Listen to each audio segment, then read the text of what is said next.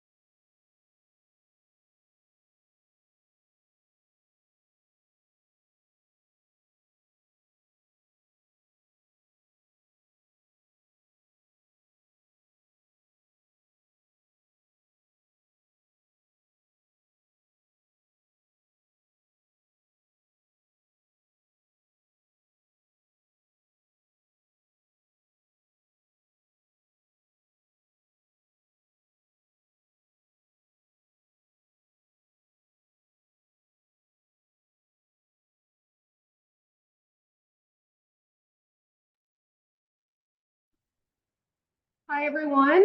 Welcome both in person and virtually. I'm Kylie Roshinsky. I'm the director of the Uptown Business Center. We're hosting this event in partnership with some of our fellow CBCs, the North River Commission, CAIC, QCDC, AAA-BNA, and the Albany Park Chamber of Commerce. Just wanted to let everyone know that this meeting is being recorded so that we can distribute it out after the fact. For those virtually, if you don't want to be recorded on the screen, just make sure to turn your camera off. If you have questions during the presentations, feel free to throw a question into the chat box virtually, or if you want to raise your hand, Matt and Grant are open in this being a conversation, but note that we will also leave plenty of time at the end of the presentations. I won't take up too much time, but the Uptown Business Center is one of the Chicago business centers located in Chicago. We are funded through the Department of Business Affairs and Consumer Protection, and we offer completely free resources, counseling, and training for entrepreneurs and small businesses throughout the city. So feel free to talk to myself or any of my colleagues if you have interest in our services going forward. But without further ado, I want to introduce Grant Kessler and Matt Cardoni, our two expert speakers this evening. They will introduce themselves more in detail, but we just want to thank them so much for giving their time and expertise to today's training, maximizing social media and digital for your small business. So Matt, if you want to get us started, I'll throw it to you. Great, thank you, Kylie. And welcome everyone. I am Matt Cardoni, owner of Green Lightning Marketing, and I'm going to jump right in. First, a quick intro about me. I've been doing this 25 years, which is probably longer than some of you have been alive, and making websites and promoting them and via marketing.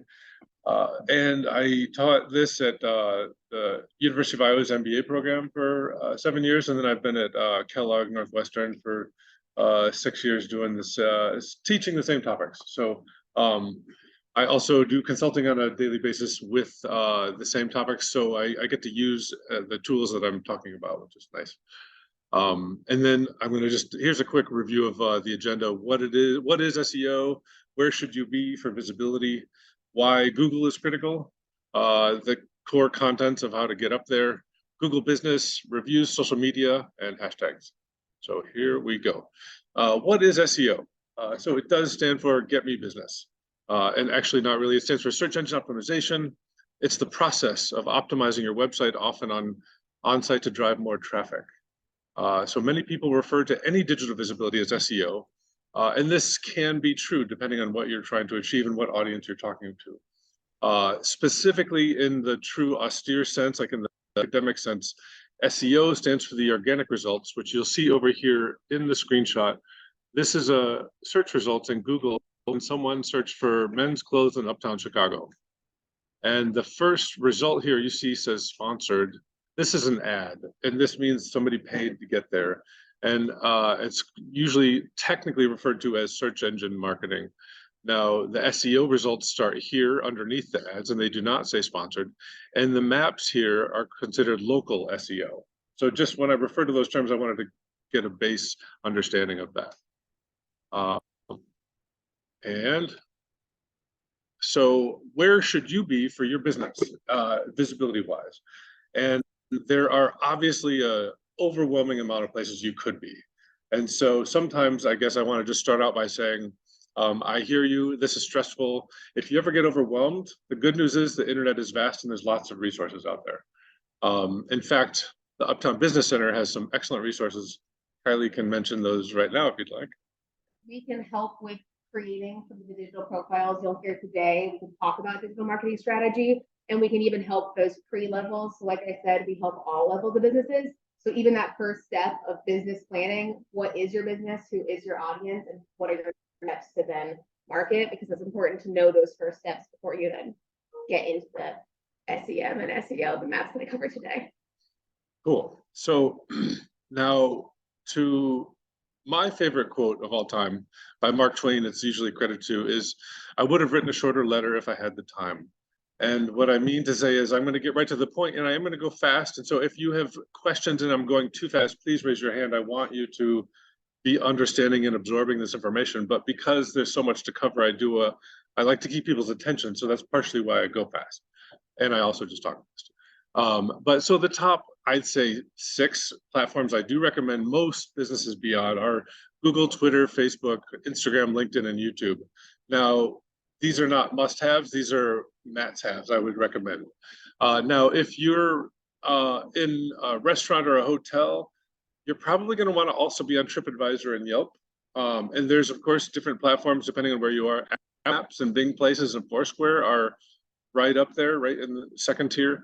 And additional ones to consider would be Pinterest, Bing, Angie's List, and Better Business Bureau. And there are multiple reasons to be in platforms. One of the most important one is links, and I'll get to that in a second, but not only can you have presence there, like good ratings and good keyword content, but when these platforms link to your website, it helps your website go up in Google. So now I'm going to hop over to why is Google critical? First, Google's the most visited website in the world. It does have 92% search engine market share. So if you were going to start with one, I would start with Google. Searches for Open Now Near Me are up 400% year over year. People use Google to find businesses today. And so even if you're not selling products on Google, you're going to want people to be able to find you on Google. Here are some other compelling facts. Page 1 of Google gets 93% of their traffic for that search, which just means 93% of the searches of the traffic from Google search is on page 1. There's a joke that I have in the industry. Where did the digital marketer hide the dead body? The answer is on page 2 of Google. So the point is, if you're not on page 1, you're almost invisible. You're getting like not much traffic. And even within page 1, position 1 gets 10 times more the traffic than position 10 on that first page. So when you think about it, it's really like a big slope curve, and the higher the top, exponentially higher traffic you're going to get. So rankings do matter. Also, in addition to traffic, you're going to also be able to get conversions. So 80% of local, 80% of local searches convert, which just means when people are looking locally, they have an action in mind. They really want to do something more than just visit your website. They want to purchase things. They want to reserve a table. They want to get directions to your site. So if you're not helping your customers get the right information at the right time, you're basically letting them flounder and wonder where you are. So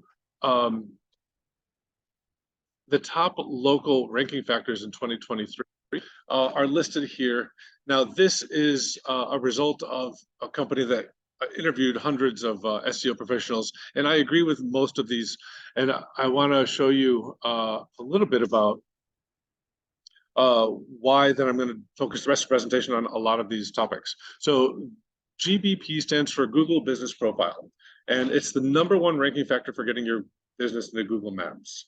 And you'll notice it's also important for, so honestly, for both local organic and local SEO. And the on-page signals for Google are #2, you can see under right here.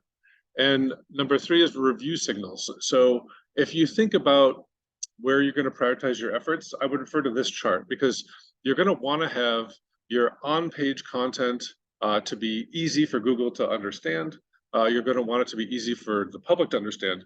And that means using the keywords that people are searching for. So if somebody's looking for, let's say, a local hotel in Uptown, you're going to want to use those keywords on your homepage or on your landing page for that. So similarly with the reviews that you get, when you ask your advocates to leave you good reviews, make sure they're aware of what you're trying to rank for. So like, let's say you want to rank for the best brunch in Uptown. Well, say, hey, mention our brunch in your review if you liked it. I'm not saying pay your people to leave you good reviews. We'll get into that in a bit, but it's helpful to give them what they need to give you the right review, right? So similarly, link signals, which I mentioned before, links are typically considered like the #1 most important thing you can do to get up in Google regular organic search. So incoming links from reputable sources are critical. And one of the best places to get a incoming link is from the Chamber of Commerce or the Uptown Business Center. So I don't know if you want to talk about the options there. Yeah, so your businesses might be located throughout the city, but they're most likely near or within the boundaries of a Chamber of Commerce. And as a general rule of thumb, chamber membership does not mean you have to be located there. It means you have business interests in that area. And with link signals, most chambers of commerce have an online business directory, which means that part of your membership is being located on their website and then them linking back to your business website and profile. And so to Matt's point, that's an organic, trusted source that lists you elsewhere, which boosts your credibility as a business when someone's searching for your business on Google. So that's a great thing to consider when thinking about chamber membership. Yeah, those links are really helpful for Google and for users for improving your rankings. Now, behavioral signals, those are like pages consumed, time on site, videos watched, things like that. Those signals, how compelling your content is, will improve your rankings. So, so to summarize, increasing traffic and your reputation can be done with Google Business Profile in short order, and it's the easiest way to do this.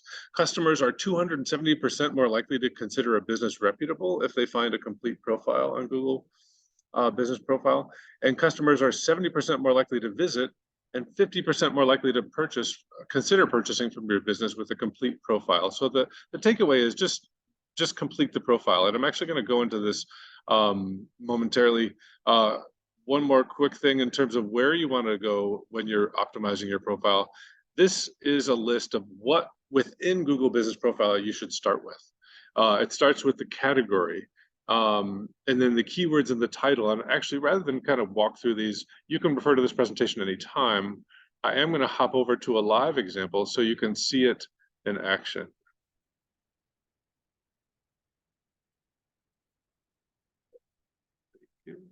Thank you. Great. And I would just make sure that they can still see. And can you guys see the graph that says 9377? Thank you. I appreciate that confirmation. So what you're looking at, I'm actually going to pop out one. So this, to go into it, this is a Pink Palm Hotel. My brother just built a hotel in St. Thomas that I have not been to, and I'm gonna make us all jealous here momentarily. But the point is, to find your Google Business Profile, all you got to do is Google your own business, and then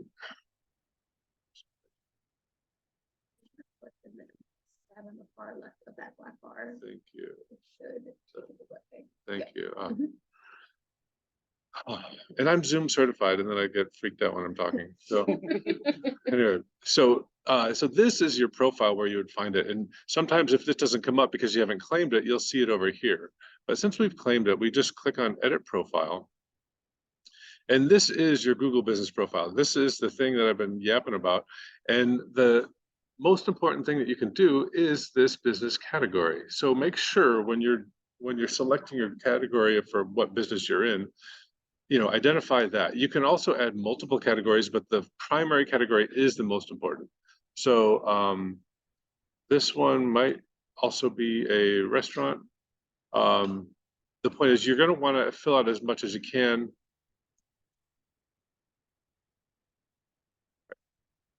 And I'm not going to do those live because I'm not that smooth while I'm talking. But the point is, make sure all of this is filled out. And I'm actually not going to go through more of those examples because you can do it yourself. But the part that I want to bring to your attention is that, one, it should definitely be filled out. And two, this more category, a lot of people forget that. And I actually find it to be very useful because it expands your matching ability for a lot of these keywords. So like, for example, if you offer happy hours or brunch at your facility, definitely, add that. Because if you don't, then when people search for like brunch in Uptown, you're not going to come up for it. So these kind of things are really helpful, especially if you have like handicap accessible or, gender neutral bathrooms, whatever. This has a ton of options in it. So the next thing you're probably going to want to do is a service area. If like you're in more of a consulting or a services role, this can be helpful for telling Google where you should come up in search when that happens. So now, one thing I wanted to show you is once you do all these things, you're going to start to see your traffic increase. And you can see that happen under this performance tab right here. So if you're doing it right, and if seasonality plays into it as well, of course. But here you can see like the overview of both business profile interactions. They're getting like 1,700 a month, 1,800 in July, 1,600 so far in August. Calls, messages, directions, website clicks, and booking clicks. All this information I think is really helpful. The other part that you can actually optimize the rest of your business with is under the searches breakdown. You can see what keywords people are using to find your profile. So in this case, it's St. Thomas Resorts. Obviously, if you had a local, real estate service, you would be entering those kind of keywords into the services categories, and then also putting it on your website so that you would rank for that.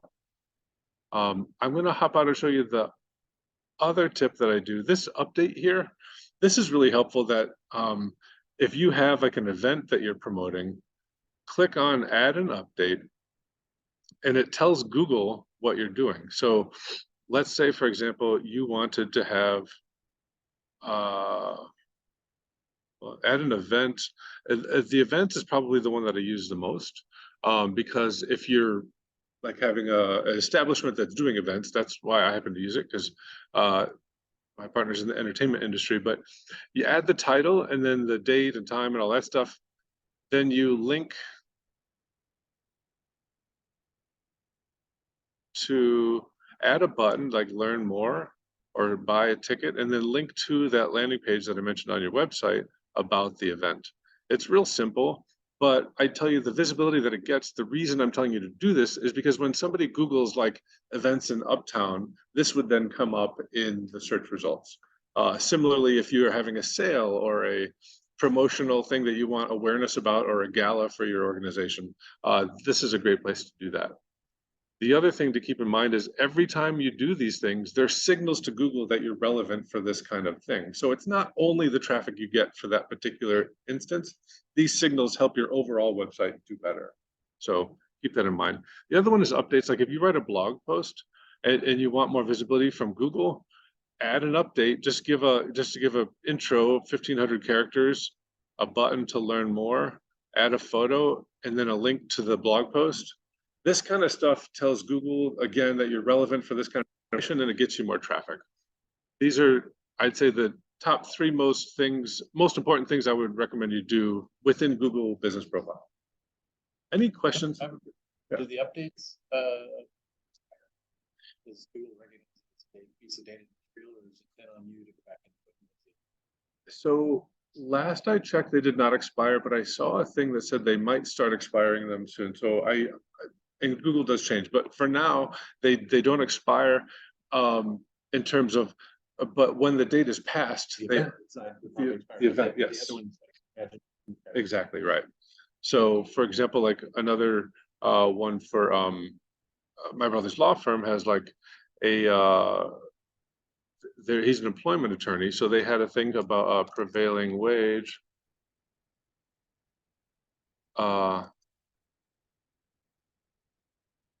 Let's see if they come up.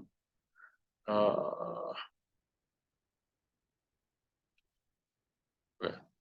So I might need to put like New York City, but the point is, if now this is his website, and the good part about this particular feature is I'm not able to use a mouse. Is I wanted to show you an example of the article that came up. Sorry for need a class on how to use a mouse. Okay. These.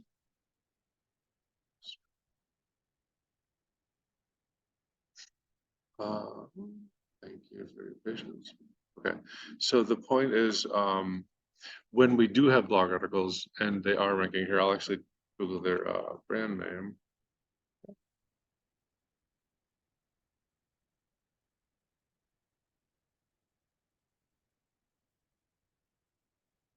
You can see typically they will have articles that come up down here. So these are some of their blog articles that they've written recently. And again, if you want to see all, this will show the past ones that we've written. So this is where that content comes up and it generates more traffic. Offers are also high performers on Google. So great question. And then, yeah. So we get questions a lot too about how specific to be with those keywords. I know you should add a lot of secondary. Is less more, or should you add 10 categories? You could add 10 subcategories to restaurant. In that case, I would say more is more. More is better. Yeah, because you're basically kind of getting in front of people for more keywords, and it's especially that way if you have a website to support it. So like if you just have a one-page landing page, you might only be able to rank for a handful of keywords. But if you have a page for brunch and lunch and dinner and maybe a venue rental, things like that, I would register for as many as that are relevant for your business. Yeah.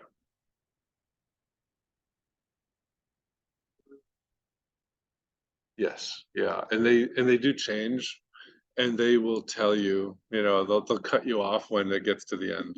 So yeah. And in that case, I will say, especially for the titles and descriptions, those have very curated. You want to be really precise about getting the most important keyword towards the front of the tag. So because if somebody's looking for a brunch in Uptown, you want that to be immediately visible, because that gets the highest click-through rate. When they see it, they're going to click on it. But if it's towards the end of it, they're not going to. This is the internet. People don't read that much. So so that's my advice. Try to put the important stuff towards the beginning. And then Matt, we have a question from the chat. I don't have a Google profile, so what are the do-it-yourself basics to get started?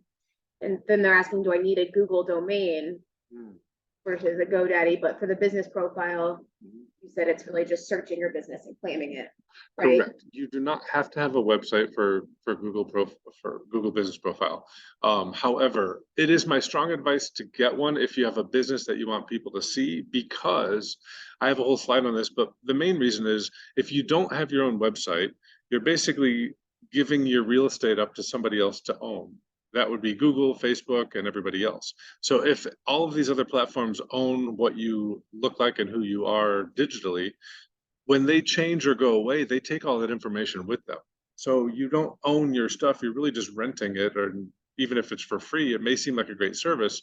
You don't own it. So I do recommend having your own website, because then you own that material. It also gives a place to be posting all these blog posts and everything. So like if you're not, one of the, I guess, one of the things I try to convince my clients of is like digital marketing and a website in particular is a process. It's not an event. You don't just make the website once and then walk away and you're done for 10 years. If you want to remain relevant and have regular customers that are seeing you, you have to kind of continuously create content. And that's probably the bad news. That's the worst news I'm going to tell you all day. And it doesn't mean you have to be an expert. You don't have to be, teaching this at institutions, but you do have to post every once in a while.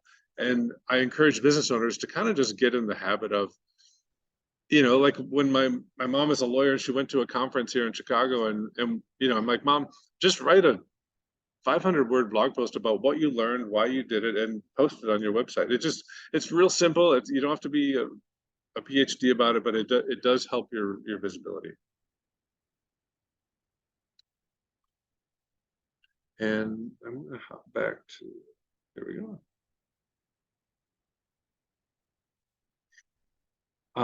So the other ones are pretty self-explanatory. So I'm not going to go into too much more detail about that, but I'm going to slideshow it up.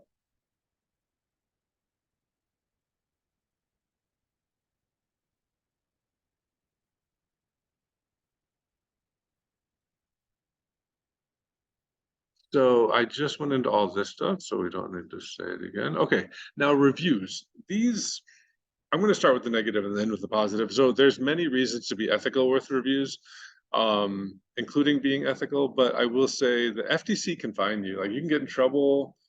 You can have to pay a lot of money for this. Google also, I'd say almost potentially worse, is like they can penalize you and block you from their own results.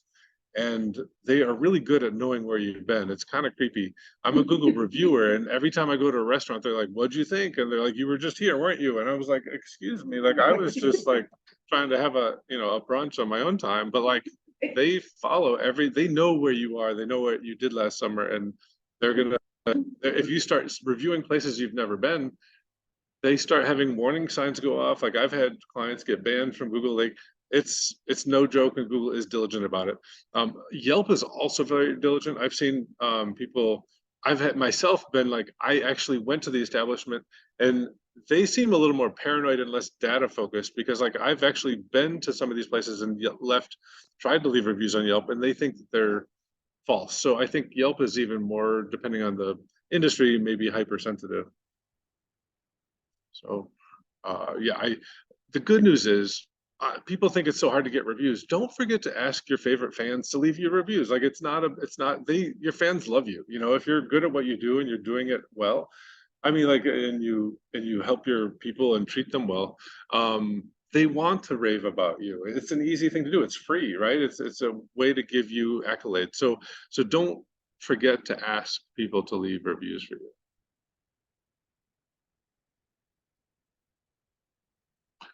I see the question. Yeah. Yeah. What if you are a virtual business that serves B2B and you have more services? I also definitely still recommend doing it. Like for usually there's I don't know if you want to give me an example about the service of B2B, but like I'll use the lawyer as an example. Services are very well suited for a Google business profile. It's helpful. You can register both the services and the products. And some people think, well, I don't have an official product. A lot of times you can consider something a product, even if it's not like in the traditional sense of product. So for example, like for the hotel, if they have a bike rental service, that could be both considered potentially a bike, not a bike sale, but a bike rental. So you can register it as a product, and it typically gets more visibility because Google is eager to promote products. So the point is, if somebody's then looking for a bike rental in St. Thomas, it's going to be more apt to come up. But absolutely, Google business profiles are good for B2B as well. And then Matt, to the question about, like, I'm not brick and mortar, so I think I serve a bigger geographic area. That's just plugging into Google, like based in Chicago, but you can specify you can serve online Google Yes. Business Profile will allow you to pick that up, I think is what they're asking. Yes, so Google Business Profile has the service area option to define. So you can say if maybe you only serve half the United States, you can define that. Yeah, there is a section in Google Business Profile to define that. And here's my slide about benefits to having a website. The other benefits are you have a direct relationship with your visitors. You can own the emails and build direct relationships. You can use analytics. You can publish on Google. It's kind of like your headshot to the world because platforms come and go and they can take your information with them. And I don't know if anybody remembers Friendster, but that used to be a thing back in the day before MySpace. I think I still have a profile on there, and it's kind of embarrassing, but like, but you're also seen with your own website in some industries, you're seen as more credible because they kind of expect it now. Some people do, and depending on what your objectives are and who you're marketing to, it is kind of like having a business card digitally. So the downsides, it takes some technical skills, but once again, the Uptown Business Center has great resources for website stuff. So if you're having questions about like Google domains and all that, come here, we'll sort you out. And oops. Just a clarifying question to that, which you spoke, that's another linked opportunity, right? So by not having a website, it hurts your Google visibility in general. Exactly. All these incoming links that you're hopefully getting from people that you serve and that you work with, you want them to point them to somewhere, right? Like, and if they don't have anywhere to go, it's kind of like you're losing all this incoming equity and love, all these reviews. Like you're just, if you don't have a website to point them to, it's a big miss in my opinion. So now we're gonna hop over to social media, and the benefits of managing social media include a dialogue with your customers. You can address questions, complaints, reviews, and customer experience. That's also negative, right? Like people drag you on social media if you're not doing well, or maybe you had a power outage and then everybody gets upset. Well, that's possible, yes, but the upside is it happens, you can respond to it, and you build a relationship with your customers that way. You can reach more people, drive more traffic, humanize your brand, and amplify your brand awareness. Engage with the community, and then also by influencers, which I'm going to show you how to do momentarily. You can also increase customers and sales. 97% of consumers discover new local businesses through social media. That's most, right? So 92% of consumers seek out local businesses on social media. So most people are using these platforms to find new experiences. Posts with local hashtags see 2 times more engagement. So don't forget, when you are posting on your platforms, use hashtags. I actually have been recently doing it on several of the platforms, and I just realized how important they are. Like I've been talking about it for years, but now I'm doing it and I'm like, oh yeah, it matters more than I realized. So I'm underscoring that. Here's a few examples of ways to engage. You can engage with local influencers, collaborate on giveaways. You can run targeted ads. I attended this conference where this woman gave this really great presentation on how to use Instagram for business. It's on my LinkedIn if you want to see it. I did a write-up about it. But the point is, the most important takeaway that I got was it's about a conversation with your audience. It's about showing them how things happen behind the scenes, and it gives them an ability to relate to you. So I do recommend using Instagram for kind of like showcasing how you do things. And you can also like highlight your differentiators and partner with nearby other organizations. Local hashtags, I'm going to go into this in just a second. Post about local events, Rhythm Festival, and get exclusive deals for followers, and focus on visual storytelling, because that's what seems to make a difference in digital media sharing. So there are a bunch of different types of hashtags. I'd say the 6 that I recommend you include in most marketing would be brand, look, and lifestyle, sale, call to action, and category. Now, if I had, yeah, did you have a question? Oh, sorry. If you had to choose one, I wouldn't have, these are the recommended ones. Now, different platforms have different number of hashtags. You get like, I think up to 30 on Instagram. You only get like 2 or 3 on Twitter. I don't know what the full stack is, but the point is, obviously read the platform before you do it, and then pick the most relevant ones for each post.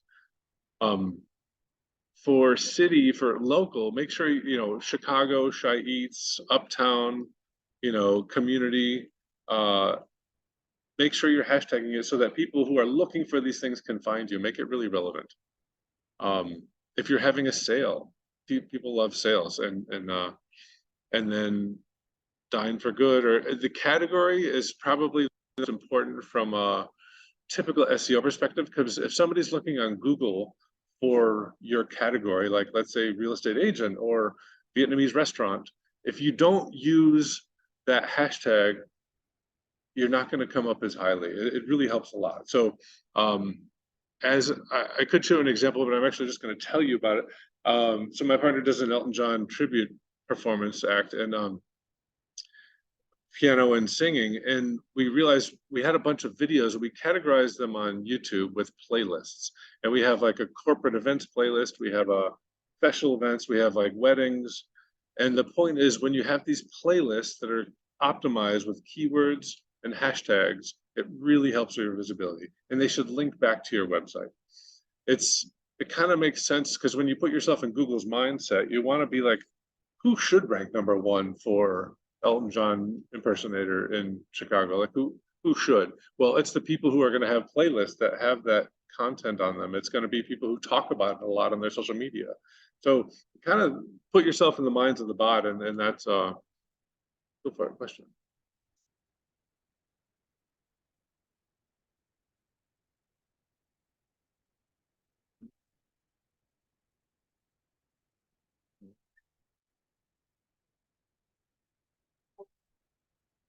So it depends on it depends on a few factors, but I would definitely include Brazilian empanadas. I would probably also put Brazilian food, Latin food. I would put including location. You know, if you had 30 hashtags, I'd probably make, you know, at least 8 of them be related to your food category wise. So you could put organic food, local food, you know, spicy food, whatever, you know, makes sense for that particular category. But in terms of people who are looking for it and who will see it, like on Instagram, for example, people are going to see it all over the world. Now, if it's something a little more, if you tag it with local, like Uptown empanadas and things like that, that's gonna get more local people to find it. So it does depend, and then people can, if they're looking for it, like let's say somebody in Brazil is going to come to Chicago for vacation, and they wanted to look for local Chicago Brazilian food. You might want to have those kind of hashtags in your, you know, in your marketing, because you just want to. Does that make sense? I don't want to go into too much detail, but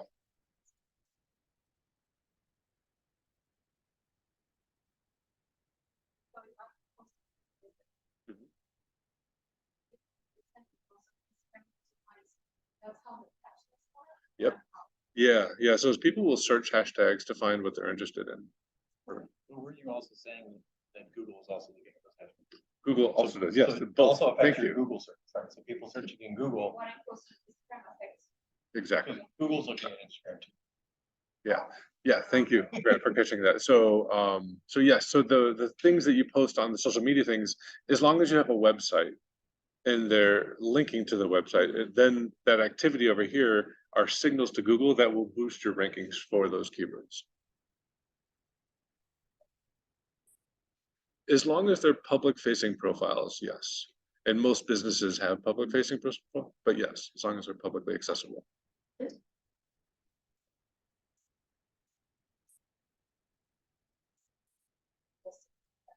It does if you change the audience to be, and you can do it just for that post. Yeah, that's a great question, because that happens. Because I have forgotten to change it back to friends only, and so don't do that depending on what you're posting.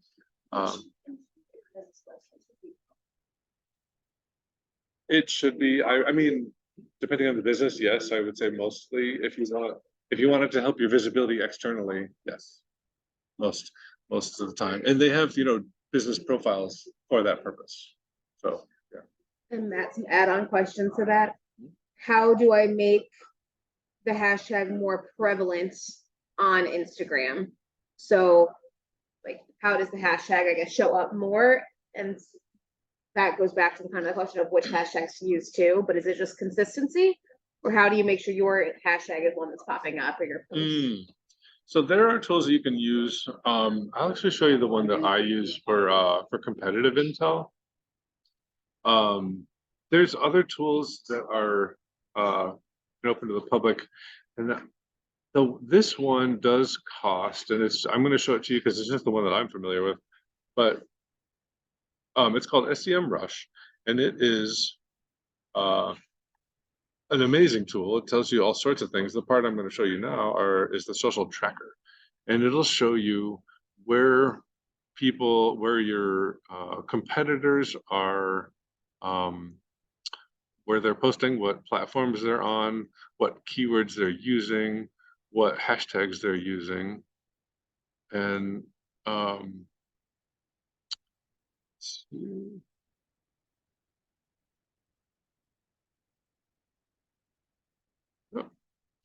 So this is one of my clients. They do sell pillows and comforters and stuff. And what I want to show you is the hashtag stuff. So first, at a high level, this will tell you in comparison with your competitors, this is their audience size, they're number 2. This is the activity, the frequency which they post. They're also at number 2. And then engagement, they're far behind this one. And you can then kind of dig in and see why are they so far behind. Looks like Brooklinen's Instagram is killing it. And so what I would want to do is I would go up to here and it'd be like, okay, Brooklinen, what are you doing on Instagram that's so amazing? And then you would kind of dive into, and I'm not going to go down a rabbit hole because I tend to do that.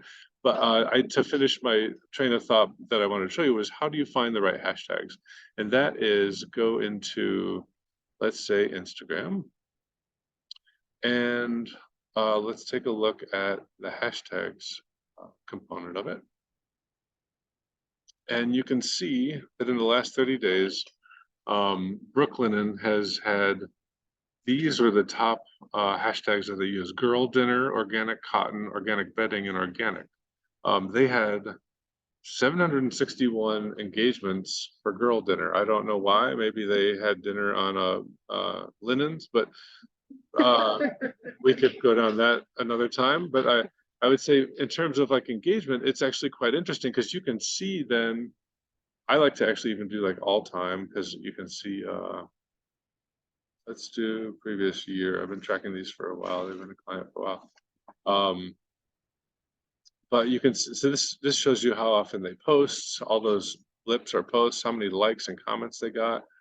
And then you can see total engagement compared to competitors. And I do like to see this because it looks like downlight bedding has got a high growth, which we have been working on it more. But the point is back to the hashtags because this is where I want to direct your attention. Twitter tends to have more hashtags, so I'm going to pop over there.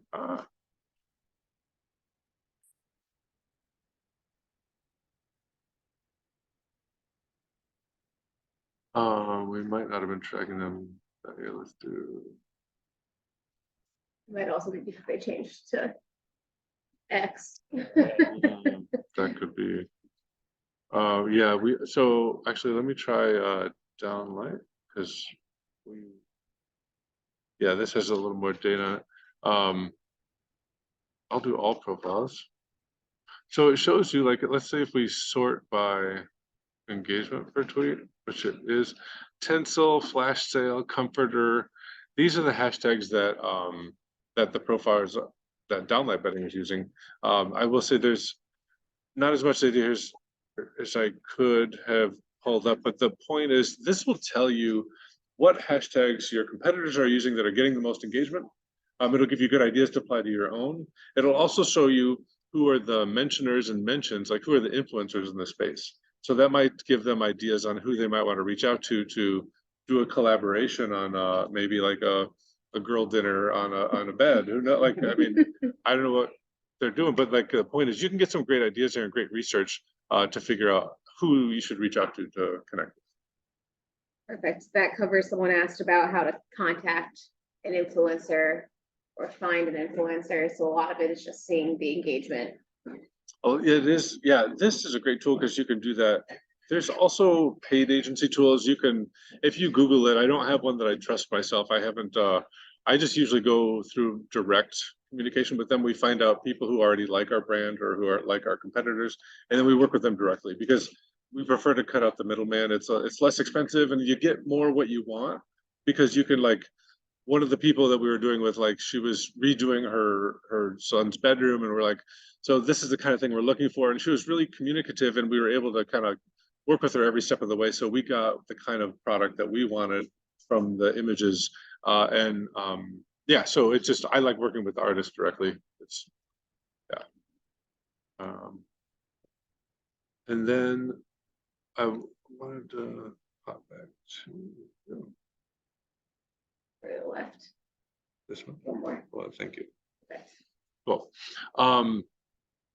So SEMrush, while I'm in that tool, I'm going to show you one other thing about tracking Google rankings, and then I'm going to show you a quick thing about Google Console, and then I'm gonna pass it over to Grant. But so one more thing about SEMrush before I, yeah.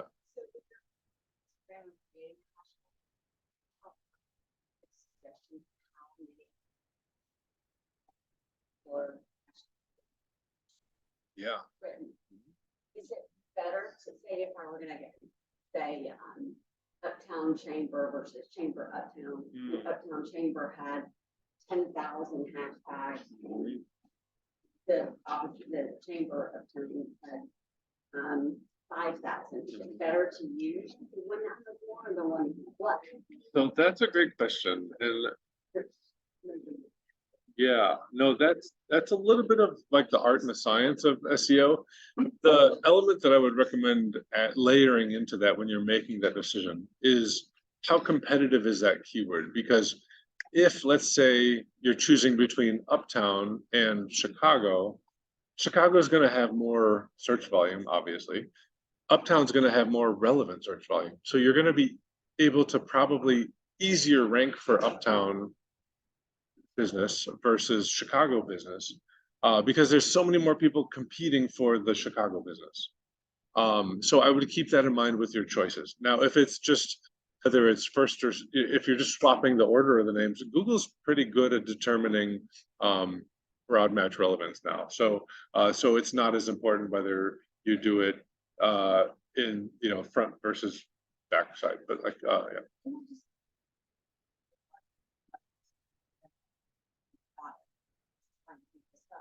Yeah, which one should she go with? Yeah, is it Uptown Latin Chicago and not that like 20, 30, not 100 on Instagram. Yeah. But after a while, you Yeah.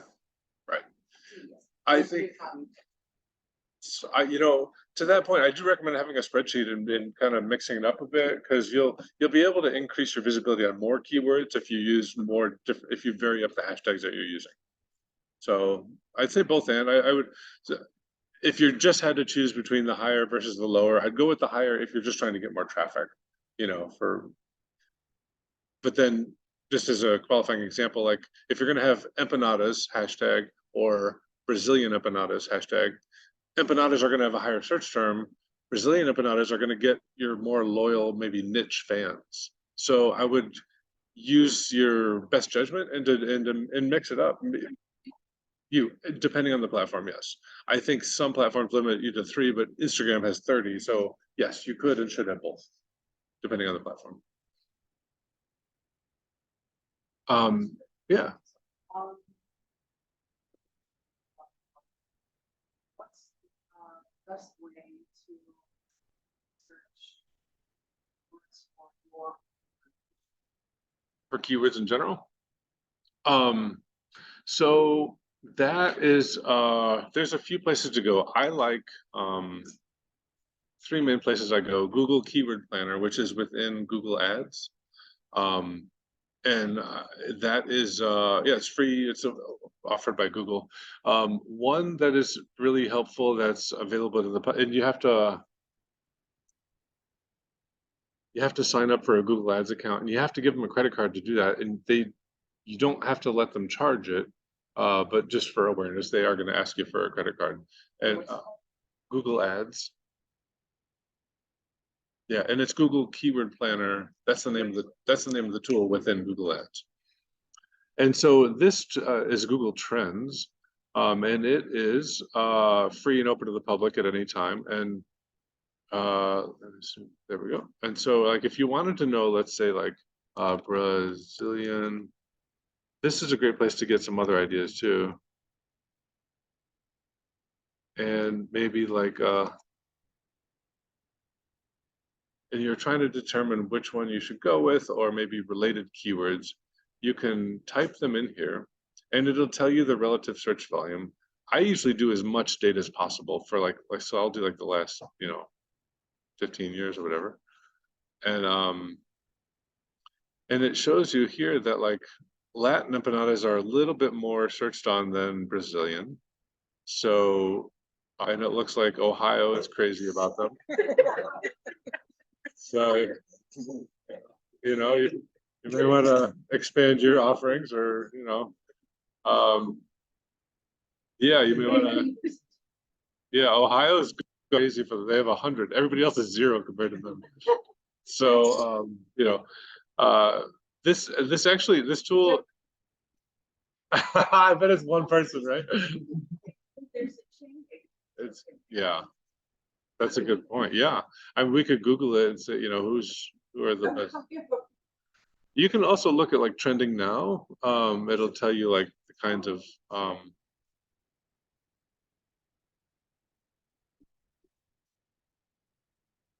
yeah. And so the point is, like, with here, it'll tell you not only are the keywords that are by region, it looks like New Jersey and Florida are crazy about empanadas. And here are related topics and related queries. This part has like Supreme empanadas, looks like it's really going gangbusters right now. Empanadas Venezuelans near me, Nadas empanadas. These are the rising ones. You can also sort by top, which just means these are the top overall time. So empanadas near me looks like a #1, empanadas recipe, the empanadas, chicken empanadas. So this gives you some ideas about where to get more hashtags and stuff. Absolutely. Okay, so then I wanted to direct your attention to the when you're ready to measure, when you start doing things, you want to know like the impact and that it's having.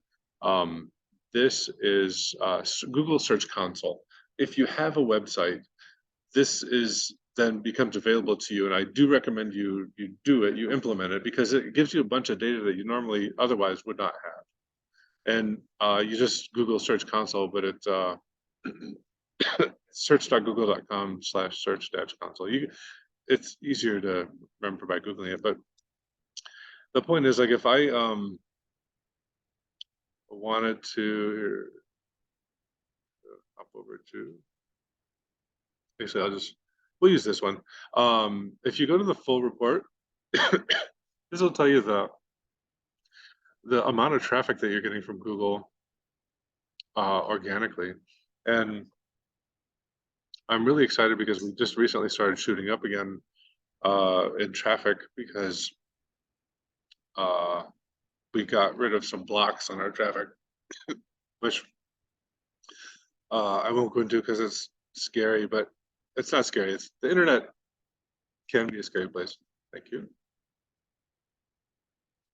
But what you're looking at is the traffic over the last 3 months. You can make it longer. You can do like 6 months, just to give you a little more context. But the point is, when you start doing all these things, it's helpful to to see the impact that they're having. And here I'm gonna. How do I get these to? Try clicking into it again. Okay. Yep. Click again.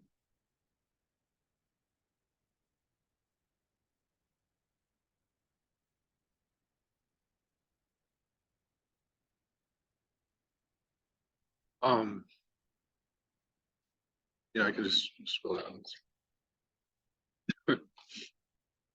But there's a ton of data in here that really helps you troubleshoot your website if you're having any issues with getting pages indexed, page experience. If you did want to, so website speed is very important for rankings. And one other tool I wanted to bring to your attention. So this, I would use this in tandem with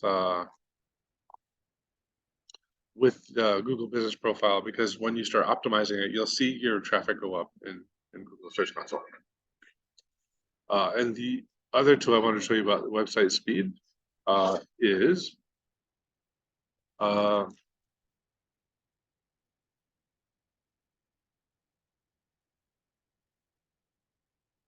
Page Speed Insights by Google. And you can run your website through here in any website, and it can scrape it. So like, let's do Explore Uptown and see how their website is.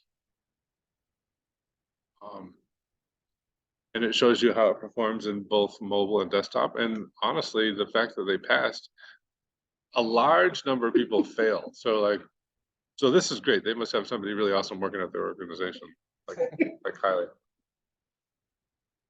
But the point is, this kind of stuff will not only tell you like where you might have failed, it'll tell you what you can do to improve. So it looks like render blocking resources is their top opportunity. This gets into developer level stuff that you might have to pass off to somebody that's smarter than me, but it'll tell you exactly how long each of these scripts takes to load. So this kind of stuff is really essential for basic website speed optimizations. So there's tons of tools out here like this. And this is free. So if you forget, just Google website speed. And this is Google's tool. So that's why I should start with that one.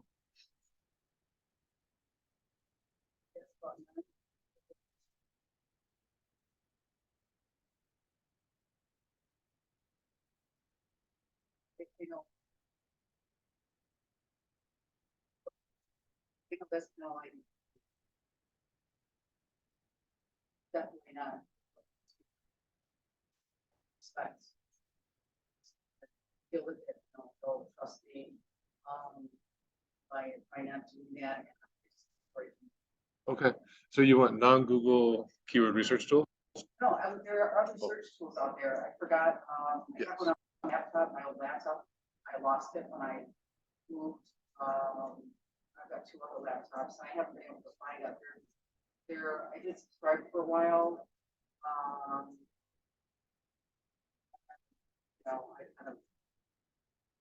kind of go shop and then I'm resurrecting again. So I don't remember what that was. Oh, other search engines, you mean? Yeah. Oh, Well, not a search engine, but I guess somewhat similar tool. Not HTTP site, but there's GT Metrics is one of my favorites. It's free. They have a free version. It's open to the public. It's gtmetrix.com. GT Metrics, and you can just type in any website and get the speed for that, and it'll tell you, what worked and what didn't. But then, Bing has some tools available, which is a non-Google obvious tool. Yeah, so those are maybe top three. So next, thank you. Thank you. Perfect. So I'm going to end on like kind of the fancy fun stuff, which is the AI stuff. And I don't know if you guys have used it at all, but I'm going to show you. I sometimes use AI tools to now write kind of the bulk of my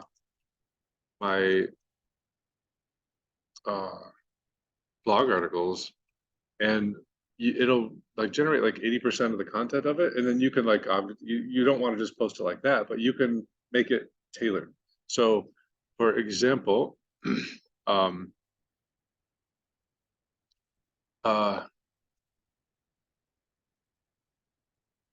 gonna just temporarily log in the other way. Has anyone used any of these tools before? Yeah, what did you think of them? Overwhelmed. I don't even remember which I used one to generate some pictures, storybook pictures. Yeah. One website content. struggle was, how do I do, well, I know you can add it, but then how do you connect it to the website? And then that was my next thing. I was gonna go to YouTube University and study, but I haven't. How do you get the graphic onto your site? Is that the question? Yeah, so how do you, so it created your initial page. Basically, you just tell it, I want such thing to be done. It literally generates very decent content. But then the next step is where I just haven't had time to invest in publishing that. If you use that sufficiently, I think we actually could create something. Yeah, it's amazing. I use DALL-E for the graphics. I kind of want a better one, to be honest, but this Claude is the one I'd recommend for written content. And I don't have it's I'm struggling. They're not getting me the. Here we go.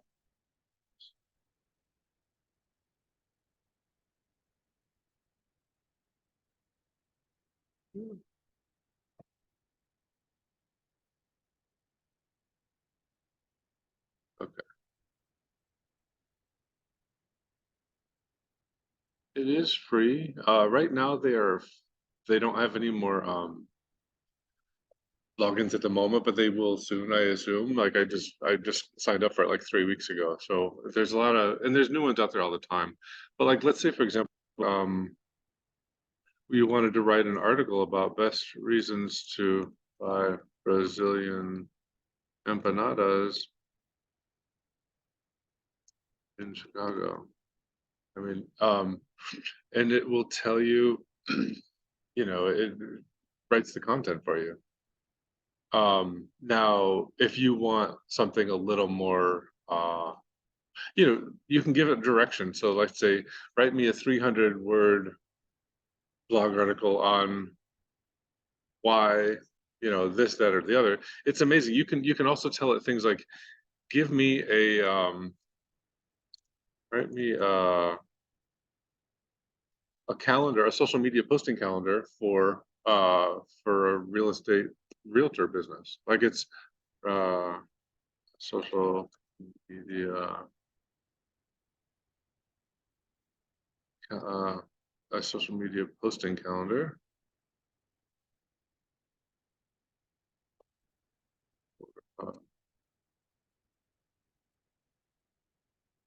And it'll tell you kind of like what you should do. And so I'm not saying you should just blindly follow this. Obviously, you have to use your critical brain with all these tools.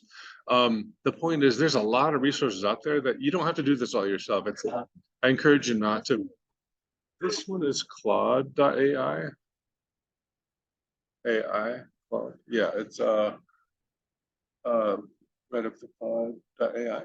And it is linked in the presentation as well. But I guess these are the kind of fancy new things, but I find it to be quite amazing. Like I pay writers to write for me, and I'm like, I can now write a lot of the content and hand it off to them and be like, can we make this now suited for us? So these are some of my favorite tools that I've used recently that I think are real time savers.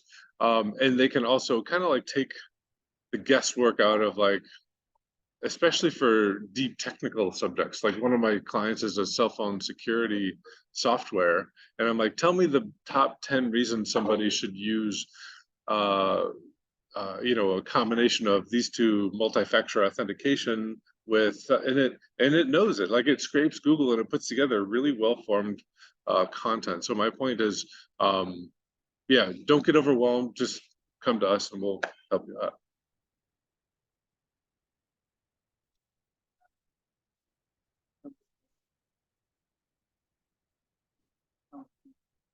On the plane flying over.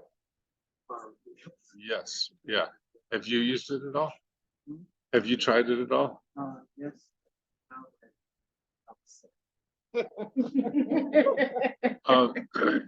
I hear that. It's yeah, I have mixed feelings about it because like in some ways I like it a lot because like especially if I'm going to talk with a graphic designer, I can be like, it allows me to create like a board, kind of like a Pinterest board of ideas that I like, and I'll be like, here's the style I'm going for, and then it'll give them like, here's maybe the color palette. You can give it a lot of great information. yeah, I like it. I use Dolly, but that's just because I'm honestly pretty unfamiliar with what the other options are. I welcome other recommendations on that. So GALL is it? I thought this was here. Let me try. And it's linked in the presentation, Thank you. right? It is. At least it's mentioned. Oh, Mentioned. And then I would just say 1 minute. okay, cool. Thanks. Just gonna do a quick.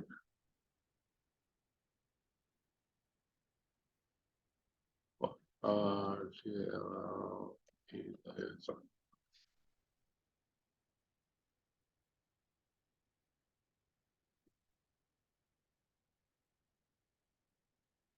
I don't know. This is worth waiting, but I did want to show you a quick one on this. But overall, I would say questions are going to come up, and a lot of education is out there. 2 resources that I might recommend. One, depending on what you want to use this education for, as I mentioned, I teach at Kellogg, and like you can get, it's expensive. It's like $6 grand for a 6-month class. That was half off. It was 12 grand for a 6-month course. If you look, you can probably find a 50% off discount, but still 6 grand is a lot for me. And it is a great intro to digital marketing, and it's great if you're going to remain in, like I say, corporate sphere, because institutions respect Kellogg's name. If you want just the education and you're more of an entrepreneur and you want just actionable hands-on information, I love General Assembly. I taught there for years.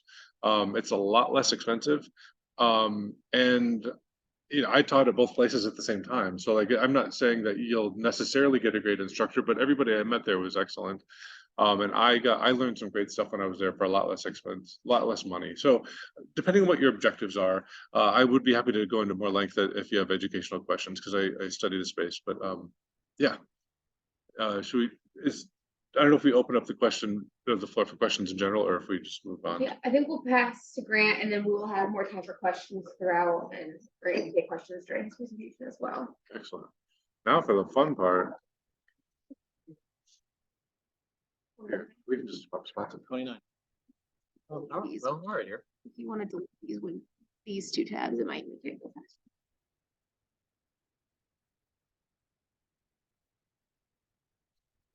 There.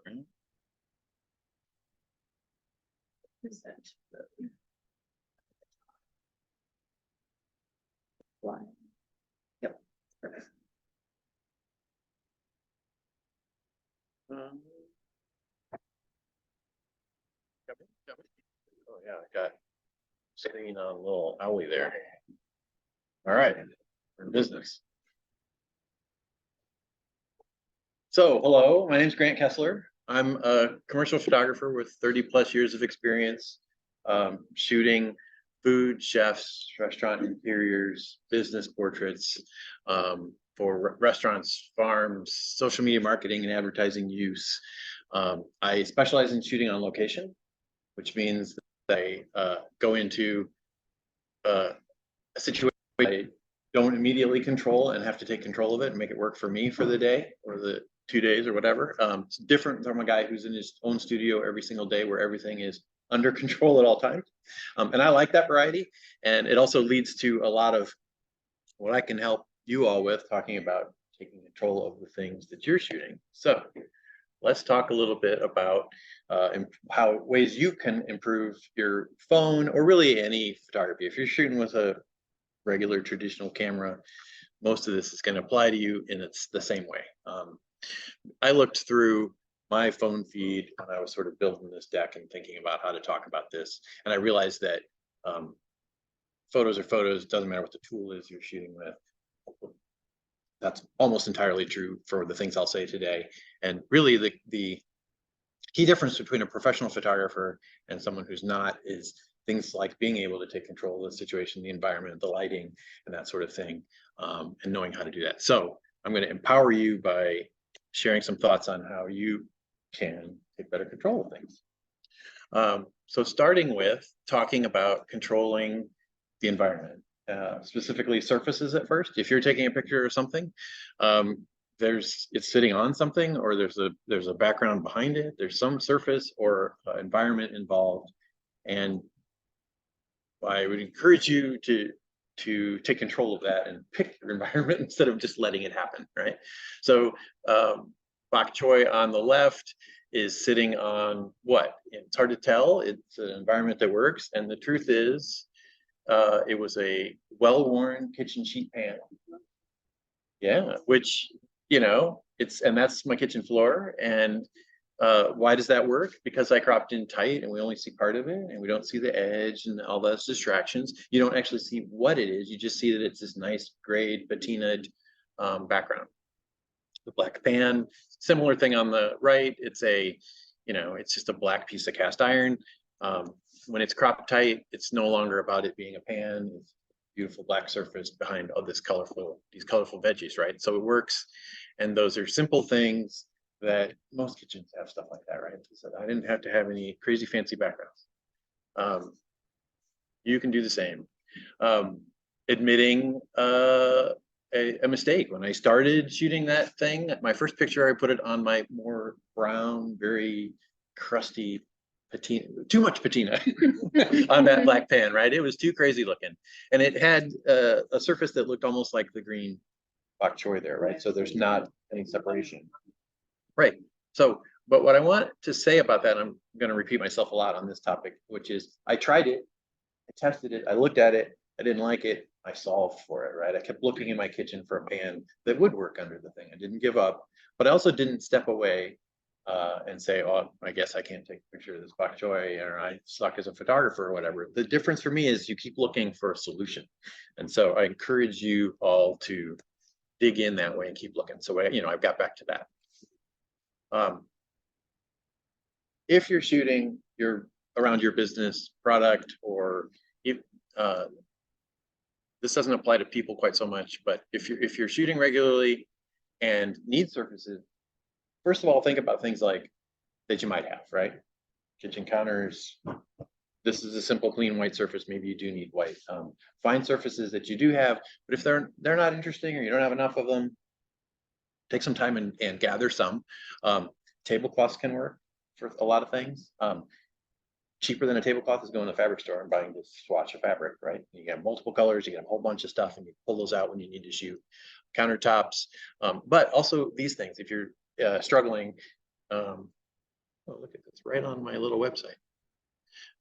This business, Poppy Bee, which, why can I not move that? Too hard for me. There we go. Poppy Bee Surfaces is a web address that sells these. They're 2, 3, 4 feet kind of vinyl-y things. They roll up, super easy to tuck in a closet. They're not very expensive. They're about $65 each, I think. If you're shooting regularly and are frustrated with your backgrounds, invest in some, have some around. I work with professional food stylists and prop stylists, and the prop stylists are carrying these now. I had bring some of these to a shoot, and they look amazing. As you can see, shooting on them goes really well. So point is, don't give up if you feel like your environment doesn't have anything beautiful to shoot on. Go get something. I pushed the button. Hello. You gotta click on the screen. There we go. Okay. The other thing you can control is all the stuff that's in your picture, right? So my advice is to have less, cleaner, simpler, peel things away. When I shoot product and food pictures and things, we usually start with just the object and then start adding things slowly so that we don't end up with too much, and filling in carefully. So if you're shooting food, which obviously that's what I shoot a lot of, you're going to be using dishware and fabrics and things and like that. Pull in some, but don't overdo it, because you want to keep people focused on your product. Another thing you can control. How do I reduce that thing again? This. It came all. Pull up the top and then it should Just drag it out of the way. I've not had a Zoom class. That's good enough. Controlling the environment can also apply to how you frame your picture, right? So here's a picture across the street a year or so ago at the Sidewalk Social that the Uptown Chamber was running. Woohoo! Small promotion, and it's okay, but it's not a very well composed image. It's got this annoying orange clamp on the table. Sort of shows the beer garden. It sort of shows some beer. It might work okay to promote the Uptown Social, but if your product were, guess I'm going to click that way. If your product were the beer cans in the picture, this would be a better composition, right? Now they're more upfront in our face. Notice that one thing that happened, which I encourage you to do that people don't think about, is the camera angle came way down, right? So everybody takes pictures with their phone at this height. So move, get somewhere else, get down in on products, and very often a product shot, a wine bottle, a picture of your widget. You know, if I'm shooting this owl thing, I would not want to be up here. I would be down here at kind of a eye level to the object. Look for those opportunities. Just a couple other quick camera angle suggestions. This is a classic thing that happens to me on food shoots, which is the primary object is this lobster roll on the plate, but it's kind of low and flat, but the chef serves it with this really tall thing with French fries in it. So you end up with these two objects that are not kind of sitting well with each other compositionally. Picture's okay, and if you're going to use this bit in your business and you need a place for type, that upper left green swath is a great place to put some text, and then all of a sudden the composition of this might come back together. But if you didn't need type on it, it's just so, and I think this is a lot better solution. So if I got over the top of it, all of a sudden these two really disparate objects, height-wise, got flattened out, and I even got a chance to warm a glass of wine in, right? And so, which is also another quirky, tall object, and challenging sometimes when you're shooting food. So again, think about how you can move your camera angle around, and move your camera angle to serve your subject and what your product is, right? So if you're if your product was duck, you were a duck seller of duck, this picture is probably a little stronger than that one, because peering in underneath, you can see recognizable duck better than you can in that one on that side, perhaps. So, and you can argue with me on that, but they're both very nice pictures. There's not always a right or wrong, but I'm trying to get you thinking about moving around, changing your camera angle, and seeing things from different ways. What was that issue? Duck and veggies and I don't really, yeah. I don't remember exactly. One more quick one, you know, this is beautiful. If your product is caviar, you might be leaning over my shoulder saying, my caviar is not very big. I can't see it very well in that picture. And then, so this is a slightly better solution, but this is probably best. And again, I want to emphasize to you a lot the theme of iterating, taking more than one picture. The first picture out that I fire out is never the winner. And so yours shouldn't be either. So don't expect that, oh, I took a picture of this owl and I got what I got, right? If you want to improve your product photography and your photography, take more than one picture, work on it, and see where you can push things. So let's talk about controlling the lens. Now this one is a little bit slightly specific to phones, but it applies to regular cameras too. Phone cameras have more than one lens on, right? Mine's an older camera, as you can tell, because I have 2 lenses. Most these days have 3, and I think some might have 5. So be aware of how many yours has and use them to do this. First picture, asparagus, and the plate is cropped on the right and left side. I shot it with a setting on my camera that's called 0.5x. That means it's using the widest lens I have. Then I switched to 1x.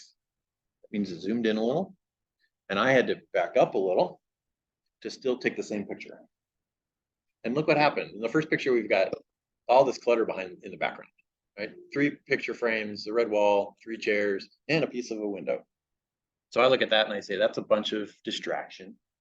And how can I get rid of it? Well, one way is to zoom in, because what a zoom lens is doing is, instead of shooting like this and catching a lot of the background, it's taking a narrower slice of the world. And so I'm getting less of the stuff behind my subject, as you can see. 2x, but now we're down to 1 chair and a teeny bit of another one, right? Definitely getting better. And 3x, even better. Now, oh, the color's funny on this screen. The 5X and the 1X are in my slide deck. They look about black to me here, but which is just to indicate that those are the two lenses that are built into my camera, 5X and 1X. 2X and 3X, I'm pinching and zooming. And I'm going to warn you against that, because what you should see in there, this is the 3X made a little bigger. It's getting very pixelated. So yes, your camera zooms, but at a cost. It's not the best move quality wise. So use this technique, but I would suggest you limit it to however many lenses you have. If you have, yeah. You just have the button that changes. It has a, there's a, at the bottom of my screen, there's a little button right there above photo. This is a 0.5 and 1X. Yeah, and I would tap on one of those and it changes. Yeah, and then physically move yourself to accomplish what you need. Yeah.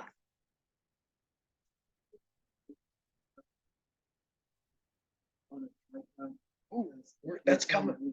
That's coming up. Yes. Yeah, look at all these little, we'll talk about that in just a minute. I love that.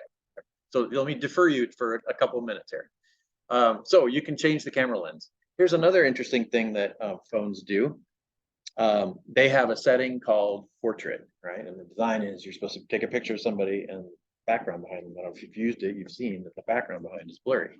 Well, who says you can't use that to take product shots?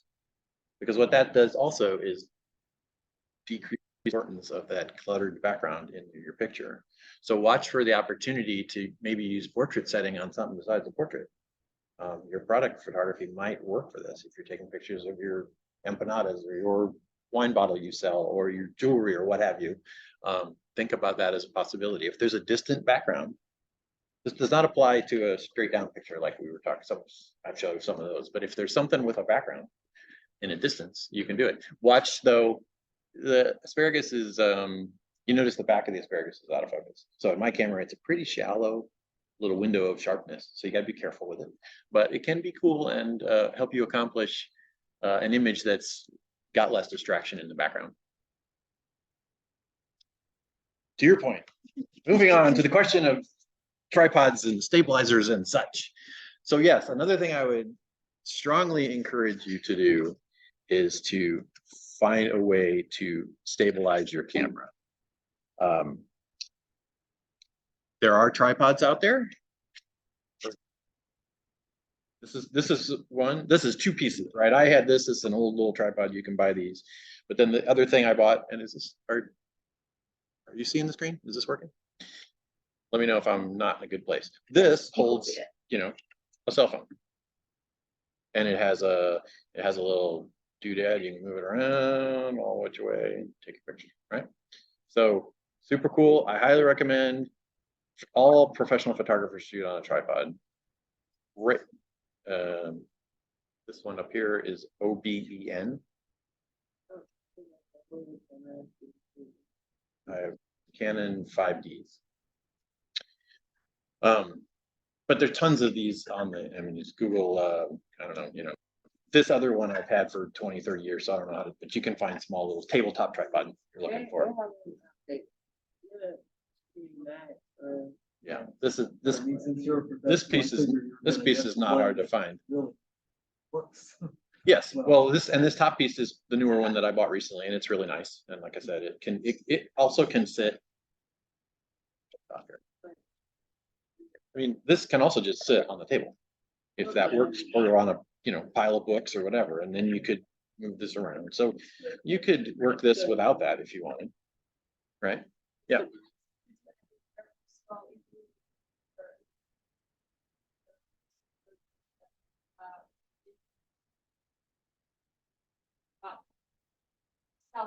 Right.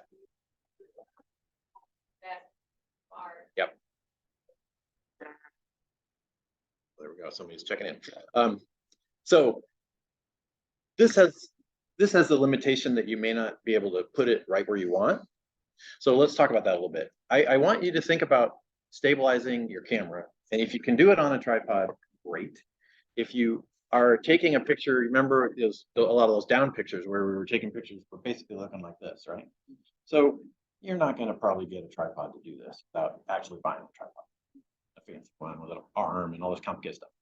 But you can still stand stably, put your elbows against your side, and kind of take a minute and go, hey, my elbows are at 90-degree angles, and here's my picture. And kind of know what I want you to figure out how to do is find a way to keep coming back to the same, almost the same place in space with your camera. Because what you want to be able to do is take a picture, look at it, show it to your friend, discuss it, analyze it, and say, oh, well, we need to change the propping in it. We need a couple extra things. Like we talked about before, we're going to change the environment. We need to change the background. But now I want to be able to come back and compose it the same way again. If too many things, it's a control, like in a science experiment. If too many things, too many variables are going on in your picture, you're going to have trouble producing something good, right? So try to, once you've found a composition that you like, learn where that is and keep coming back to that. That makes sense. Quickly, this is a fancy version of some of that. And what it does is, so this is a slightly bigger investment. It works as a selfie stick. So yes, you could be taking selfies. And to her point, you could park it on like this and click the self timer and go over there and take your picture. But it also has a stabilizer in it. So it's what I'm doing with it is shooting video with it. I don't have it turned on, but if I pan across you like this, it'll hold the camera even and steady. It stabilizes motion. It's a super cool tool. These things are cheap. You know, this is $20 or something. This is cheap, but still $160. But it's an amazing tool for $160. Yeah, exactly. Yes, right. You would move like this, and it's better than if you don't have it. It can still move.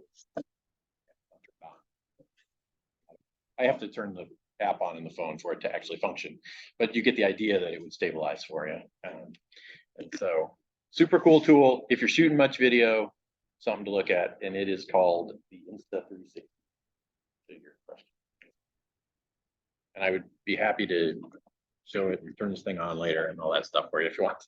But this one, it was an OBEN. And like I said, this thing is just a dinosaur. I don't know what this is, but you can find little tripods all over the place. But definitely stabilize, because why?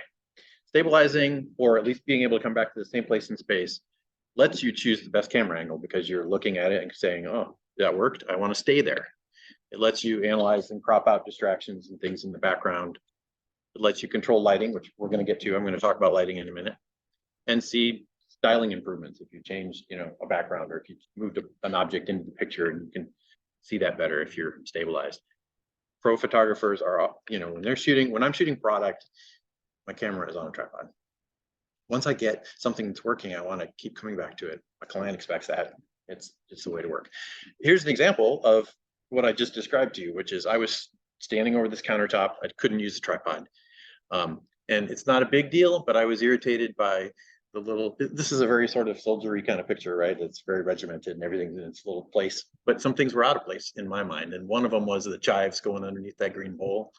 And the other one, these are subtle things, but that's how I am. And the other one is the position of the knife. So the fact that I could go in and move the chives and tweak the knife a little, and then bring the camera back and take the same picture again. So the only thing that changed was my food styling.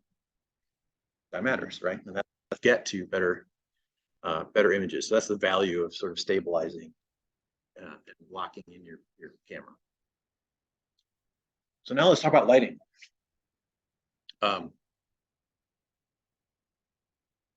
There's going to be lighting in the room you're shooting in. It's probably terrible stuff. Lighting is going to be in a couple of places in most rooms. There's going to be lighting overhead. Right? And with any luck, there's a light switch, and you can turn those off, because that's usually a pretty terrible place to have lights. The other terrible place for a light is right where camera manufacturers put it, right where your little flash is, right next to your lens. Right? If you look at a flash picture where you fired it at your friend and you're like, why is that so bad? That's just the worst place to put a light. 99% of the time is like right next to the camera.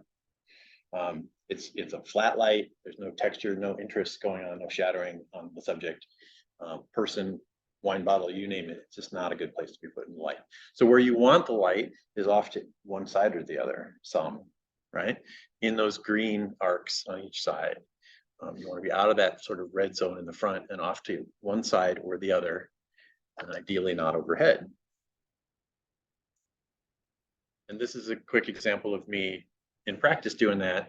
I am blending daylight and flash, so a light that flashes in this picture, but the technique is the same. That box on the left is called a soft box. It's got a light inside of it, and it flashes when I fire the camera. And you'll notice that I'm in one of those green zone spots. I'm around to the left from that placemat, which eventually had a dish on it. So this is a setup photo that shows where I light in that right place, right? So what you want to do is think about my next slide.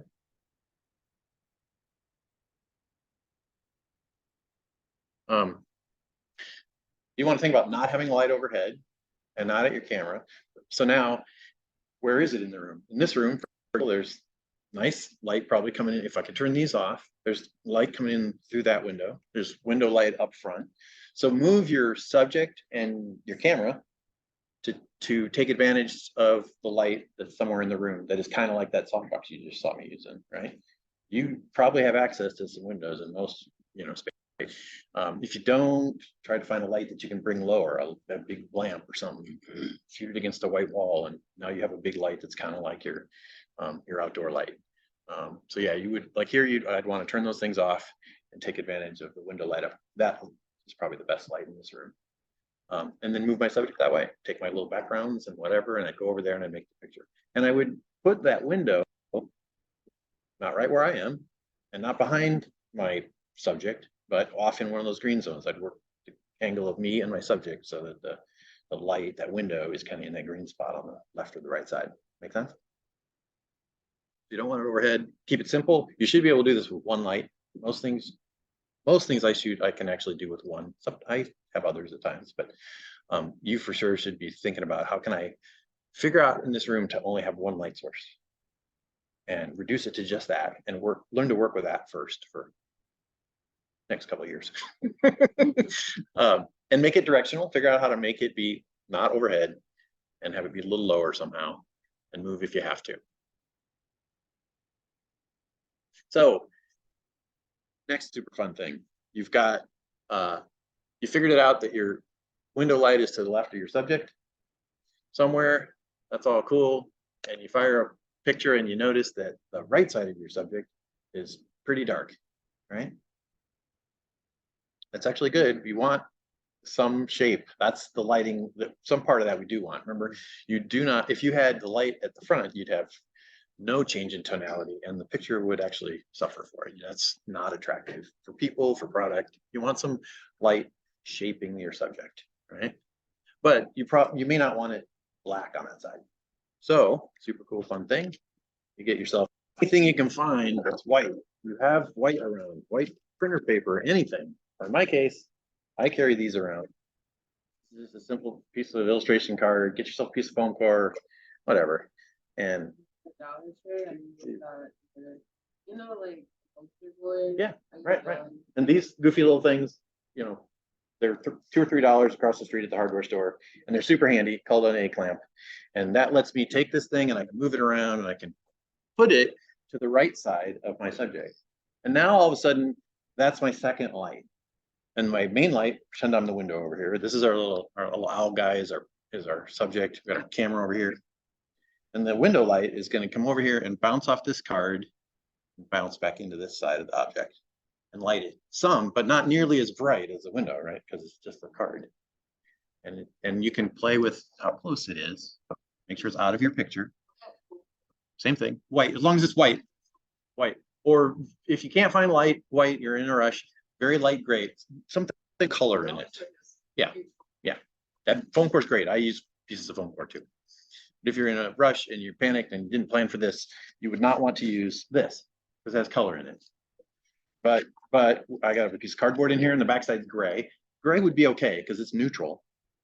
It will not be as efficient Well, as much light, but it won't cast a color. If you put a colored board over there, you'd all of a sudden have, maybe that's what you want. If you want this side of the thing to be red, then put red paper there, but you probably don't. So that's how field cards work.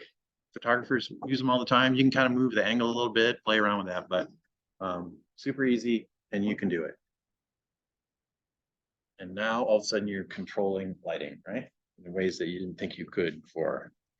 So I'm going to repeat a little bit what I said before, which is you've got ideas about how to control lighting and change. You're thinking about your backgrounds and you're thinking about your compositions and the camera angle and all that sort of stuff.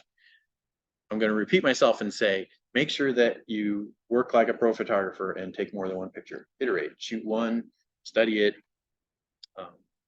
try other things, figure out what you do or don't like about that picture and find ways to improve it. When I first shot this, I'll show you what I was doing. It was on my kitchen floor and I was standing on the right near where the door is, and this light streaming through the doorway basically was lighting that green bok choy. And it worked. It's pretty nice. It's a really tall light, right? So it was raking across the subject. So this side of it's pretty lit, and there's only a really soft shadow on the left side. So it's pretty nice. I didn't even need a fill card here, right? I was curious what would happen if I raised it off the floor, set it on a chair. So this is not photo equipment, people. This is just a chair. And tried using my window light a little bit, see if it was any different in quality. I see less shadow on the left side. It's way softer. Otherwise, not huge change. Looks like a little light on this screen. It looks like the color changed a little bit, but so it wasn't huge. But I was also curious, so I tried one more thing, thinking of you guys. What would happen if I broke the rule and turned my ceiling lights back?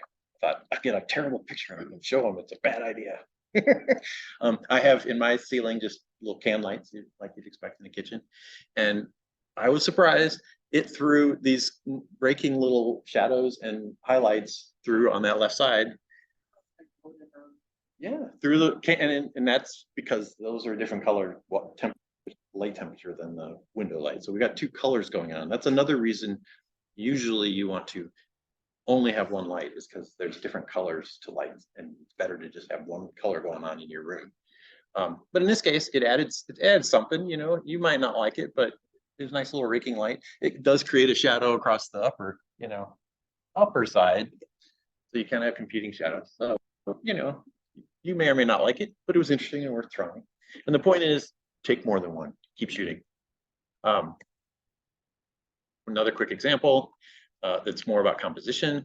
This was okay. Long story, but I needed to photograph these wine bottles specifically on that staircase. And this is okay, but I kept playing and I felt like that became a much stronger composition, right? I still showed the space. The bottles are just a better arrangement. And why? Because I, poking and prodding and iterating. To go out with on this subject, I'll quickly go through.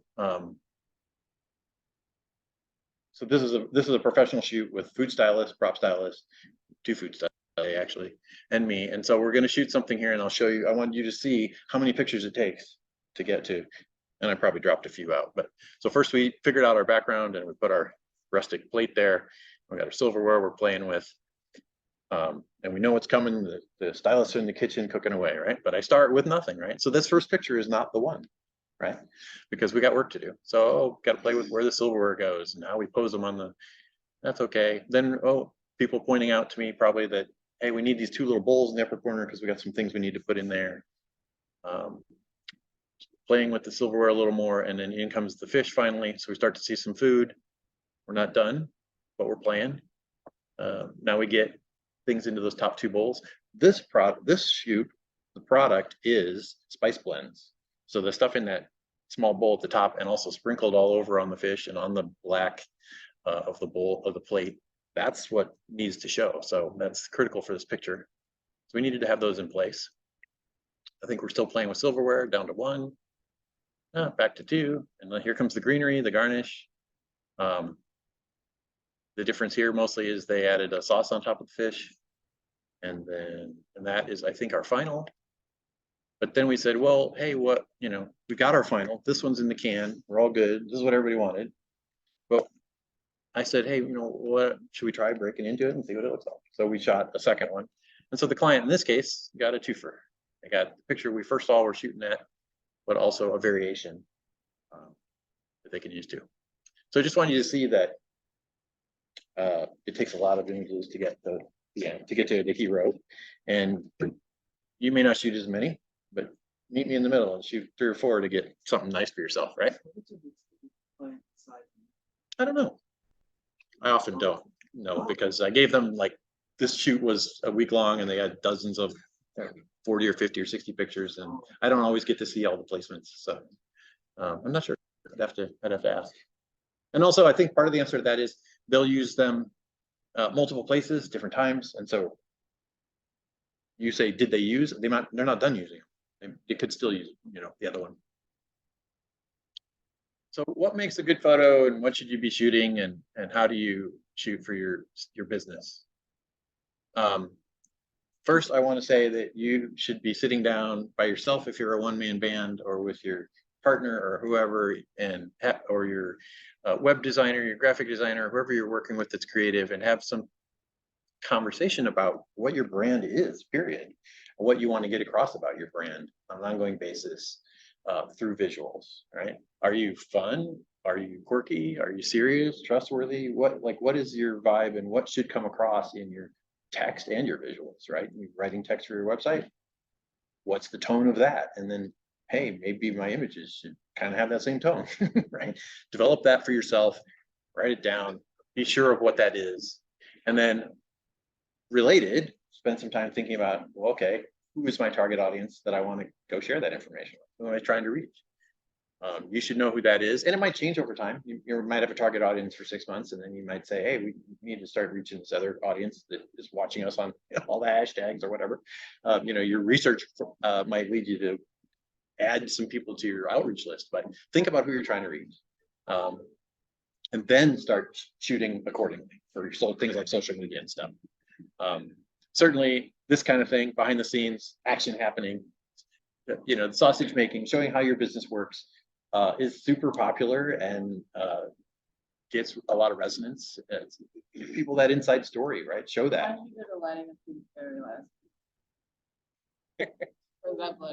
That's a case where that light, I said to you, usually the light needs to be kind of in this zone, but you can tell that it's farther behind it. When you have something translucent like that glass, I'm sure that my light is about here. And there might be a second light going on there. I'm using this little guy as the glass. Right, so the light's behind it, so it's coming through. And it might not be a big soft light. It is possibly more of a spotlight because it's a pretty contrast. Yeah, that's indoors. I think there's a window or something behind it in the background. Yeah, but that's a case where there's probably that harsh light coming this way, but then there's definitely a fill card right here filling in that grapefruit. The reason that grapefruit's not totally dark in the front is because there's a little white card there on the kind of the right side. So talk about your business, tell your story, and find ways to tell that story through visuals. That's, I think, the answer for what you should be shooting and what's a good picture. And one nice thing about, I was just going to say too, on the behind the scenes things for social media use. One nice thing about that is there's a certain aesthetic that says those kind of images don't have to be super artful, right? You can let yourself off the hook if it's not a beautiful picture, because it's just behind the scenes. You know, it's a picture of you working or baking or doing whatever you do that drives your business. And some of those kind of pictures don't have to be the most amazing piece of art on the planet, right? Because that's not the point of them. They should look real and kind of casual. And so, you know, good news on some social images is that you can you've cut yourself some slack, and you don't have to be a pro photographer to shoot those kind of things. Just shoot them, get them out there. And I would second that for even Google and general social media platforms, because like for my mom's law office, for example, I went and took photos, and headshots are nice and they're appropriate for many platforms. But sometimes you also want to see them being human, like even sitting around a conference table or for my brother's law firm, we had one of the partners with his dog, and it was our most popular picture out of all of them that people looked at because it's a cute dog. Yeah, So like, hello. don't forget the power of a pet, you know, and just to humanize your brand. So moving on to my last topic, and then we'll move to questions, which is talking a little bit to you about what's it like to work with a professional photographer. It's great that you have your phones and that you can shoot a lot of content for social and blog posts and things, but there definitely is a point where images for your website, sell sheets, you're doing a banner for something, or you're doing a trade show and you need images that are going to run large. There's a time when you need both the resolution and the care and attention of a professional photographer, right? So what is it like when that point comes? And let's give you a little insider information about how to communicate with the photographer and get what you need out of it. Talk when you're in the early stages with the photographer about what you want out of a shot, out of a shoot, right? You're going to spend a day or some part of a day or a week or whatever with the photographer. What are you trying to accomplish? And because they need to know that to estimate the job and give you some sense of pricing. In my case, I want to hear this stuff from people, and I bid the job based on what I'm hearing, right? So an example might be, hey Grant, I need a picture of my CEO, my CFO, and my COO. Just on simple gray background is fine. We just need to show these people and get a tight headshot of each of those 3 people, you know, kind of like a LinkedIn picture. Okay, got it. And we have 6 products and we need pictures of each one of them and shoot them on solid white background. We just need, you know, that picture of the thing on the solid white seamless background. And we also need to cluster them all together and take a picture of all of them, a little group shot and individuals. So Grant says, great, I got it. I understand that. And there's 10 pictures there. Thank you. But it also helps to know how you're going to use these. Because if you are doing a giant web banner or a giant banner at a trade show or something, I might like to know that ahead of time so that we shoot the right way for you, right? Are they going on a website? Are they for social? Because hey, you need probably rather have squares, you know, frame them as a square. So talk about how they're being used. If you're doing a printed sales sheet and you already know what that looks like, show it to them. Say, here it is, and the the picture's got to go down here. And oh look, it's an extremely weird shape. It's a totally thin, long rectangle. The photographer can shoot to fit that shape if you told them that's what you need. So talk about that with them, right? Maybe you need space for text, like we talked about earlier too. Get that stuff across.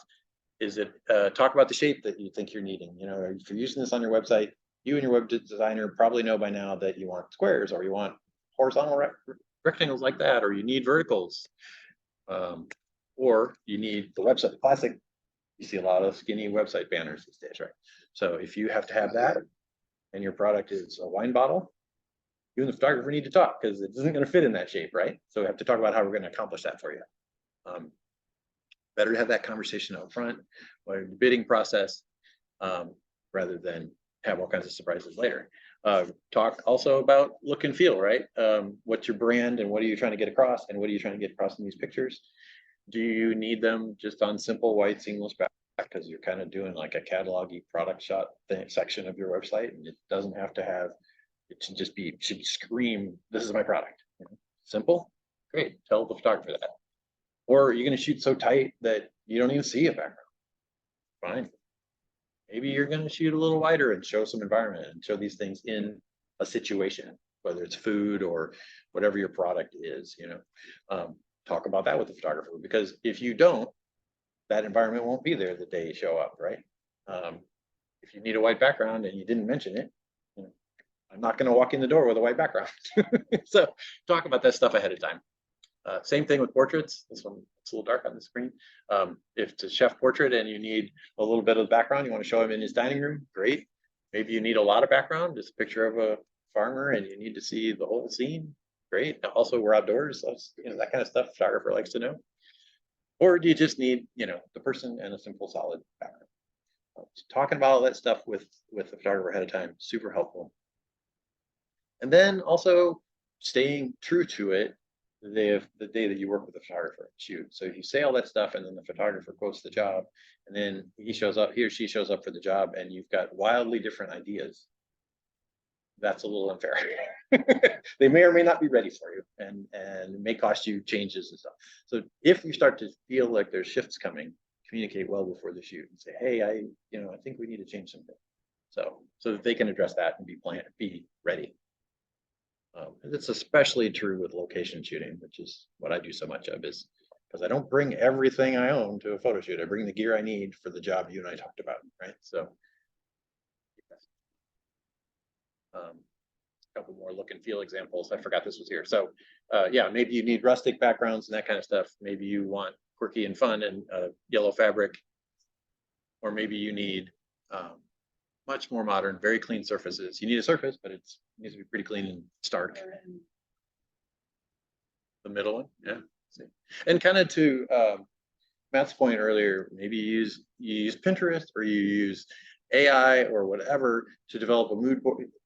One way to communicate all these kinds of things I'm talking about to a photographer ahead of time is to show them some examples. Like cluster them all together and put them in an email or something and share them and say, kind of like this, or my competitor's doing this and I need something similar or whatever. Or here are pictures I hate. I can help too. Find some way to communicate because you're communicating visually. Show some visuals to the photographer. You'd like to see samples.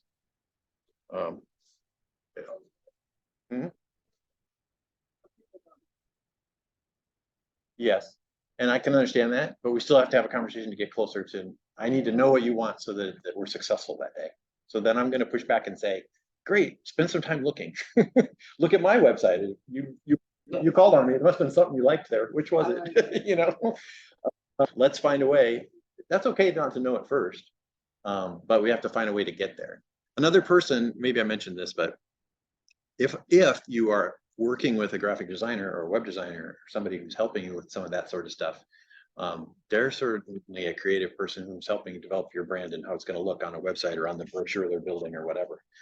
Loop them into the conversation with the photographer and have them help communicate, because maybe by now they might know better than you what you're trying to show on a website, and let that person communicate that to the photographer. That can be helpful. Photographers, I'm always happy to know because that's the end user, like the graphic designer or whatever, is the person who's going to use the picture I'm going to hand them. And I'm happy to be connected with them so that we're all on the same page.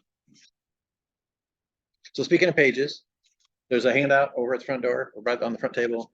And for those of you on the interwebs, Kylie can email you a PDF, which is some of this last content I just talked about, working with what does it mean to work with a professional photographer, some pointers and tips and things. So pick one of these up if you're interested.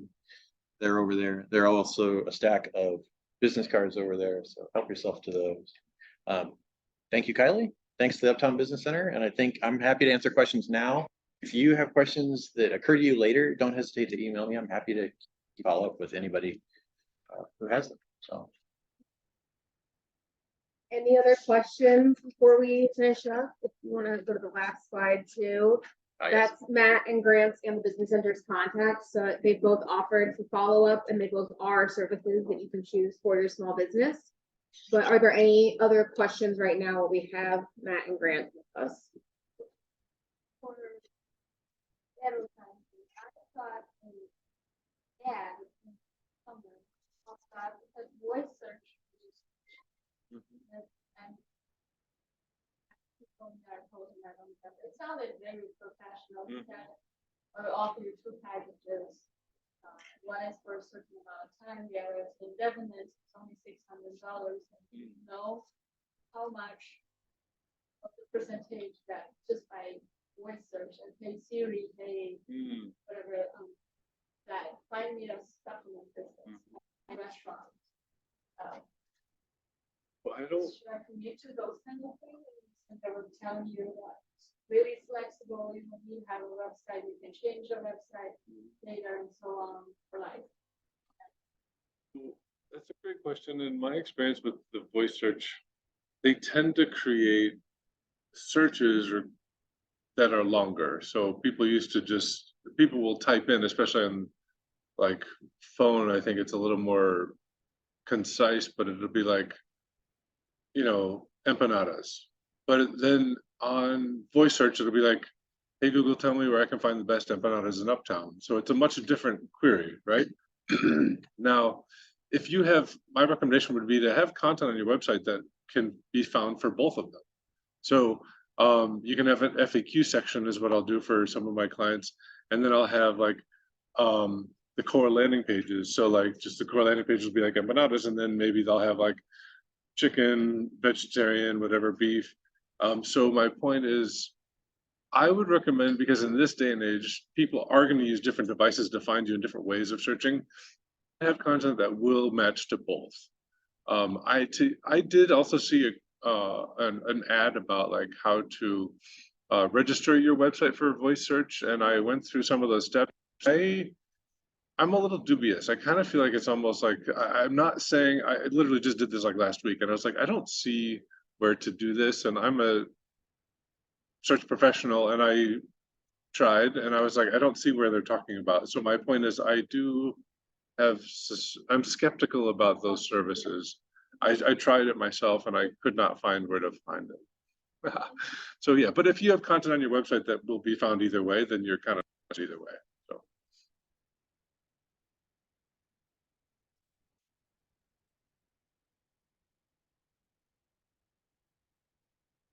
Far as trying to narrow the reach, or you know,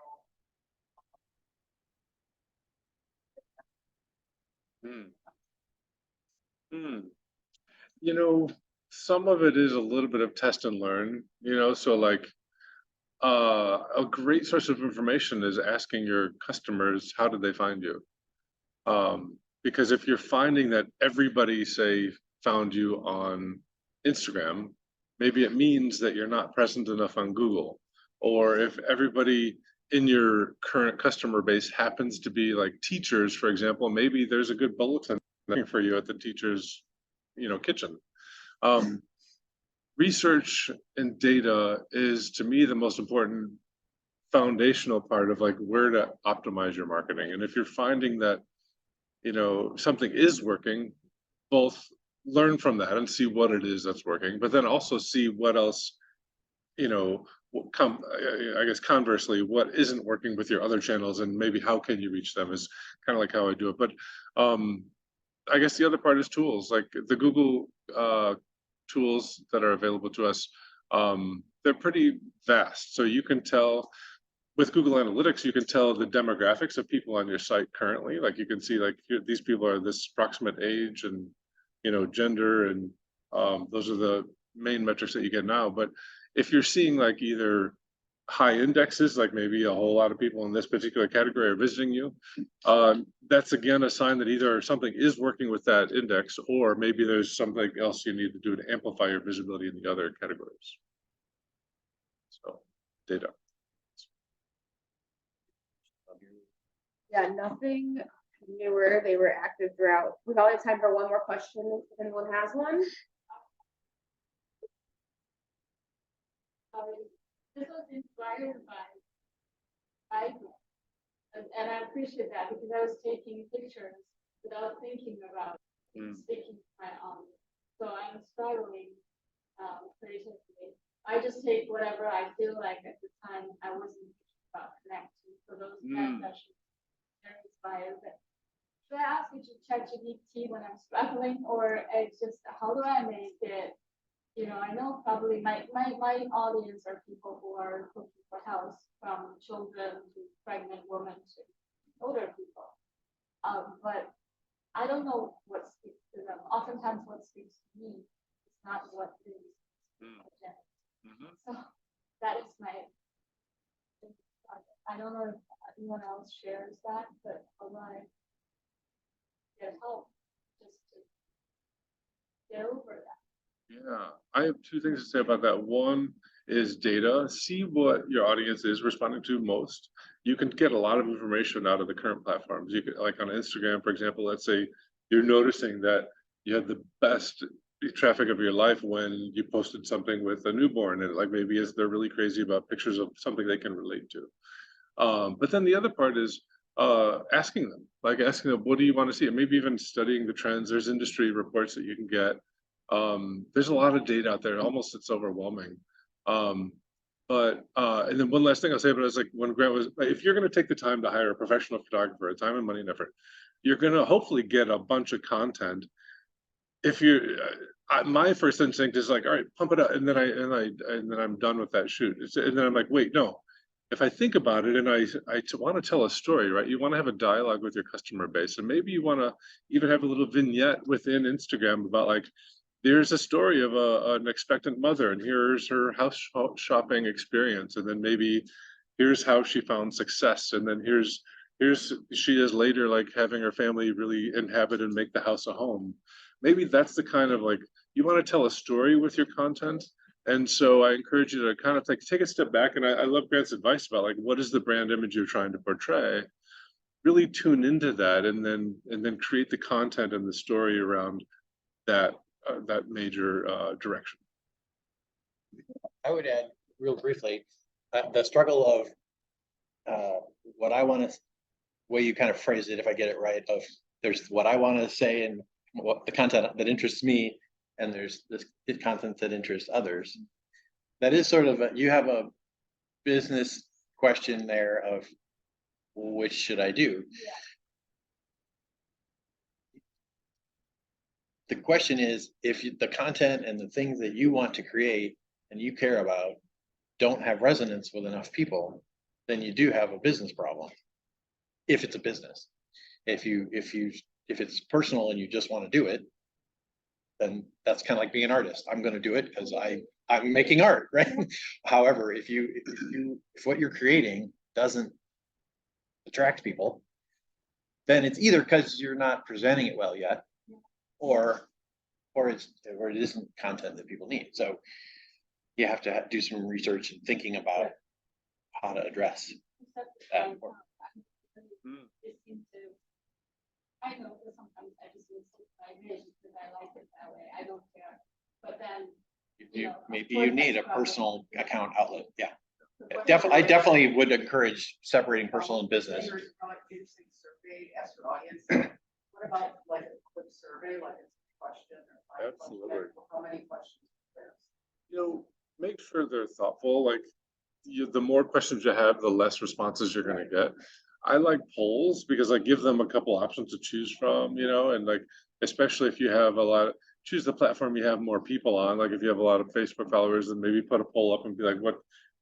And honestly, look at the data you already have. Like you can just look and see, you know, keep in mind that what time of day has a big impact on how much visibility and traffic you'll get for it. So pay attention to those metrics, see like what times of day are the most productive for you. Like if you're targeting families, maybe it's earlier morning, and it just depends on your audience, but read the data and then act on that, I'd say. Yeah. Please join me in thanking Grant and Matt again. I know I learned a lot. And thank you all again so much for joining us. Like you said, we have some resources on the front table. Please also sign in if you haven't, and then don't hesitate to follow up with any of us if you have other questions or want more support on personal business. Thank you all again. Thank you. Into this.